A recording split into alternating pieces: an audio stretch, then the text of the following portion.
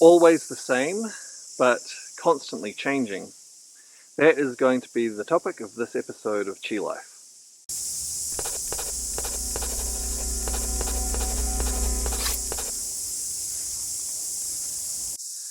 So the topic of this vlog is inspired by a few conversations and experiences I've had with some Qigong students lately. And the first of those was actually earlier this morning, a little while ago.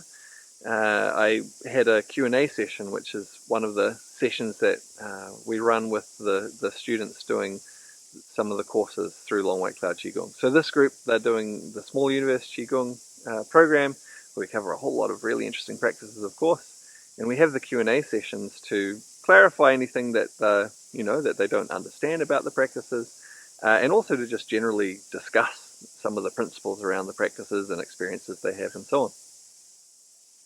And I noted today, and this is a continuation actually, because we're several weeks in, that throughout this course so far, the type of question and the tone of question that participants are asking from the group is quite different from previous groups. And I can tie this in with another conversation I had with another person relating to Qigong recently, who comes along to some of the community Qigong classes that I run. And he comes quite regularly. And he has quite a lot of knowledge and experience himself, not so much in Qigong, but in other types of practices. But he doesn't teach them. And he's asked me, previously, he said, look, he really enjoys the classes, gets a lot of benefit, a lot of information out of them. He asked me, do you struggle with having to repeat the same things, having to say the same things repeatedly to people? Because for him, that's one of the things that I gather holds him back from teaching some of the different practices and things he knows, because he always is wanting something new, and the nature of teaching is that, often you're needing to teach the same things again, because people tend to overall need to know about the same things. Now, everyone's a little bit different, but overall, in terms of understanding a practice like Qigong, there's the same fundamental things that people need to understand as they're starting to learn that. And so it means repeating it to new students as they come through, and even repeating it for students as they continue, to help bring them back to some of those really important principles. But as I mentioned, everyone's a little bit different. And so even in that situation, yes, I find myself repeating the same things often. It always has a slightly different angle to it, to reflect my changing experience. I continue to learn more, both in my Qigong practice and also just in life in general, and that reflects in my teaching. And also to engage with the different people who I'm working with as well, because different people have different physical challenges, different things going on with the energy, and even just somewhat different personalities. And of course, I'm trying to communicate to them as best I can, and so that means communicating things somewhat differently over time. As I think back to the different groups that have gone through the Qigong courses, it's not just that this group that's going through right now is hugely different from previous groups. Each group is different. And naturally, as a result of that different combination of personalities, and it's not just that, different things going on in the world which carries through into collectively what the group is thinking about and how they're feeling, means that we focus on different aspects of the Qigong practices and of the underlying principles in different groups. And that's just part of life. Each group that comes through has a very consistent experience in many ways, and that they're working from course materials that remain the same, and the practices remain the same, but it's also very different in other ways from that group interaction that we have. This is also true, so I guess this is a leaping off point to talk more broadly about this principle as it relates to life, and in particular our Qigong practices. This applies very much to our own experience of our Qigong practices as well. Because naturally, as we go through life, we experience different things, We have different things happen with our body. Maybe we have injuries and illnesses, or good things that happen with our body. We lose some weight, we get a bit stronger, our balance improves, whatever that might be. And different things going on at a more subtle level with our energy. That means that when we come back to doing practices, we're coming back from a somewhat different perspective. And so each time we practice, while we're practicing the same thing, there is the ability to get new things out of it, to gain new understanding, to gain new benefits for ourselves, for our body, for our mind, for our energy. And that's certainly my experience working with the same practices for decades, at this point. Again, coming back to them regularly and finding a new experience with the same practices.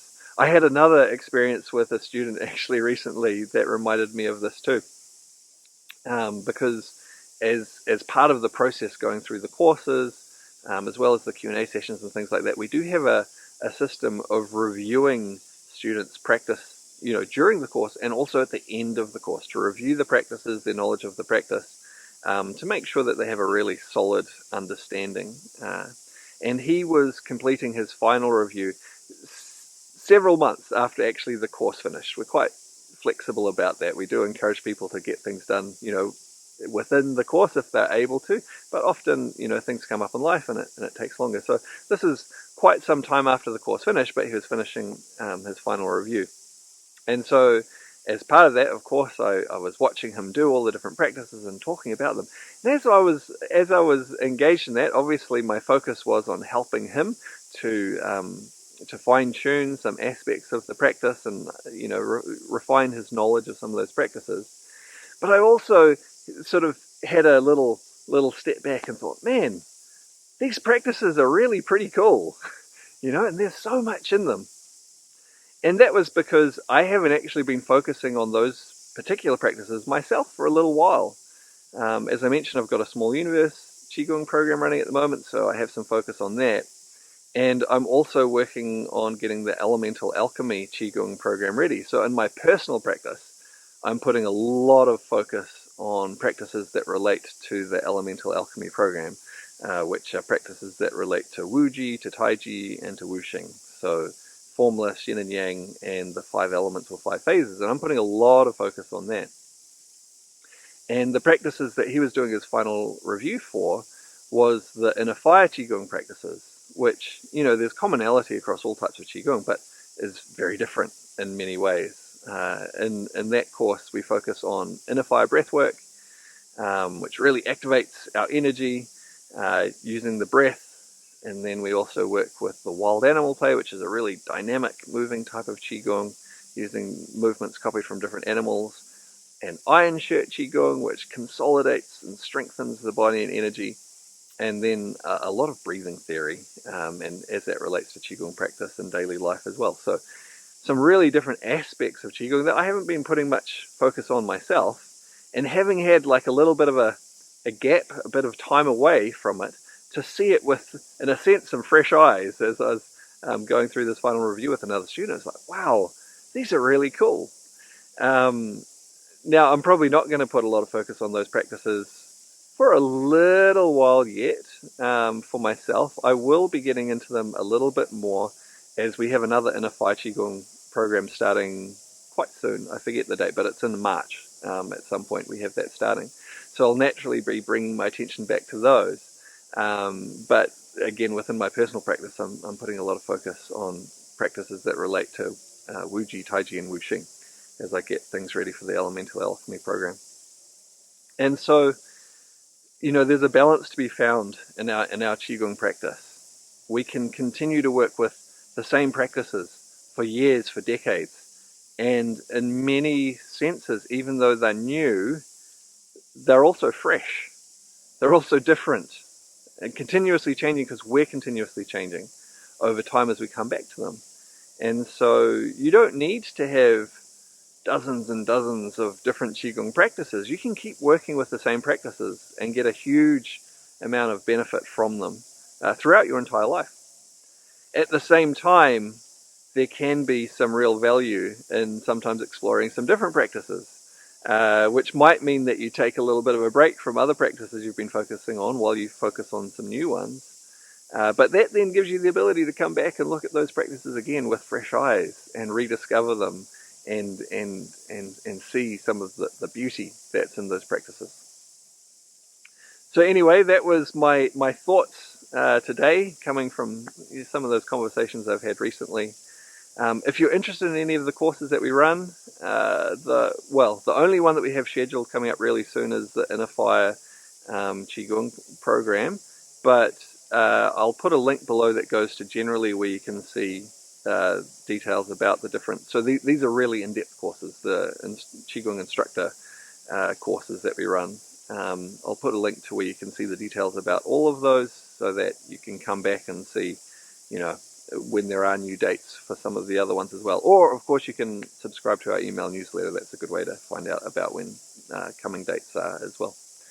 So yeah, I hope this vlog has been interesting to you, maybe give you some inspiration about how you think about your own Qigong practice, and maybe some other things in your life as well.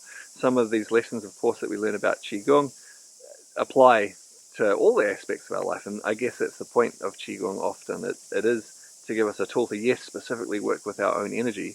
Part of that is the way that energy flows into other aspects of our life as well. So yeah, if you have enjoyed the vlog, please like, comment, subscribe, share, all those good things, and I look forward to seeing you on the next one soon.